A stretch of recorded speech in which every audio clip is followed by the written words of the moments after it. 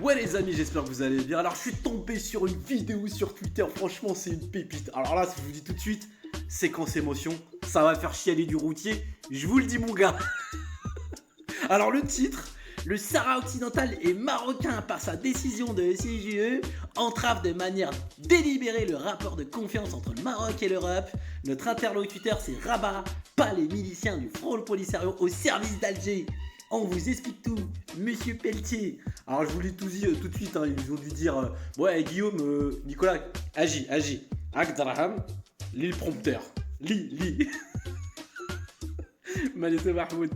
Les grandes puissances en conviennent, l'histoire abonde en preuves de la chose et le séparatisme terroriste de ceux qui le contestent devrait suffire à les écarter de toute reconnaissance institutionnelle.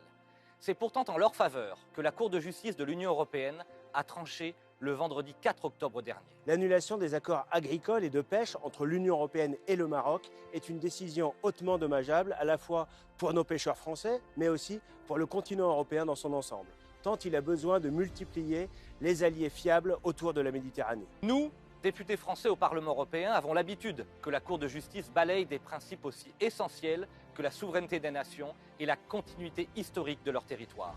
Nous comprenons bien avec quelle douleur le Royaume du Maroc a pu accueillir une décision fondée sur l'idéologie plutôt que sur le droit. La Cour de justice de l'Union européenne entrave de manière délibérée le rapport de confiance entre le Maroc et l'Europe, dont l'intérêt commun, objectif, est d'approfondir leurs relations diplomatiques, d'améliorer les échanges économiques et d'intensifier la lutte contre l'immigration clandestine et le terrorisme. Pire, la Cour de justice affirme que les Sahraouis bénéficieraient davantage de leur prise en otage par les fanatiques du Front Polisario que de l'aubaine économique que représente pour eux un partenariat économique avec l'Europe. Et ce, alors que le Front Polisario détourne depuis des années, avec la complicité d'Alger, l'aide humanitaire européenne pour la revendre, acheter des armes et poursuivre leur guérilla terroriste.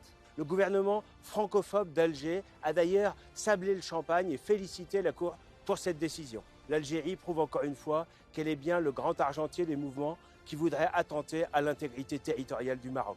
La Cour de justice envoie alors un signal terrible, un message que toutes les puissances qui veulent perturber les relations économiques européennes recevront 5 sur 5 au détriment de nos nations et de notre crédit international. Le Maroc est un allié et un ami de la France et de l'Europe. Au Parlement européen, dans les commissions du commerce international, l'Assemblée parlementaire de l'Union pour la Méditerranée et la délégation pour les relations avec le Maghreb, nous défendrons toujours la même ligne. Notre interlocuteur, c'est Rabat, pas les miliciens du Front Polisario au service de l'Algérie.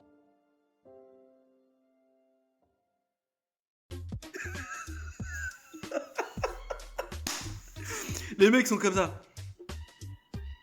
Après, bon, Mokhtar, c'est combien le tarif? Ah, donne. Ok, pas de soucis. Non, mais si t'as besoin de moi encore, pas de soucis, je peux en lire d'autres. Hein. À foison. Alger, les méchants, les Polisario, les méchants. Bon, bah on sait que c'est pour vos intérêts. Hein. Lui, je me souviens de lui. Bon, il s'était fait tailler par Thomas Ndjidjol quand tu lui as dit oh, là, tu seras pas président. Je m'en souviens de ça. Ah là là, qu'est-ce qu'il ferait pas hein. Bah, c'est une décision de l'Union Européenne. Vous allez faire quoi? Vous allez tuer le juge, les avocats? Ouais, c'est comme ça les amis. Des fois, faut savoir perdre les amis, ok hein.